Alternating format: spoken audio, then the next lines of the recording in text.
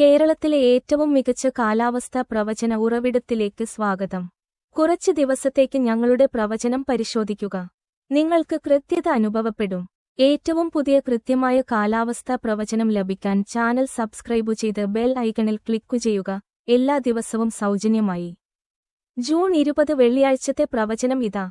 മുട്ടം, റാന്നി, കൽപ്പറ്റ, ഒറ്റപ്പാലം, നിലമ്പൂർ, പുത്തൂർ, ആ സ്ഥലങ്ങളുടെ സമീപ പ്രദേശങ്ങൾ എന്നിവിടങ്ങളിൽ പുലർച്ചെയും അർദ്ധരാത്രിയും മൂടൽമഞ്ഞ് ഉണ്ടാകും.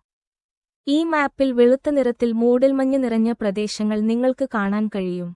കൊല്ലം, ഷിരാടി, ആ സ്ഥലങ്ങളുടെ സമീപ പ്രദേശങ്ങൾ എന്നിവിടങ്ങളിൽ പുലർച്ചെ നേരിയ മഴയുണ്ടാകും. ഉച്ചകഴിഞ്ഞ് കേരളത്തിലെ മിക്ക പ്രദേശങ്ങളിലും മഴയുണ്ടാകും. കണ്ണൂർ, മുട്ടം, റാന്നി പ്രദേശങ്ങളിൽ അല്പം കനത്ത മഴയുണ്ടാകും. രാത്രിയിലും മഴയുണ്ടാകും. കേരളത്തിലെ മിക്ക പ്രദേശങ്ങളിലും. കൊച്ചി, കാഞ്ഞങ്ങാട്, സമീപ പ്രദേശങ്ങളിൽ അല്പം കനത്ത മഴയുണ്ടാകും. ഞങ്ങളുടെ മാപ്പുകളിൽ മഴയുള്ള പ്രദേശങ്ങൾ പരിശോധിക്കാം.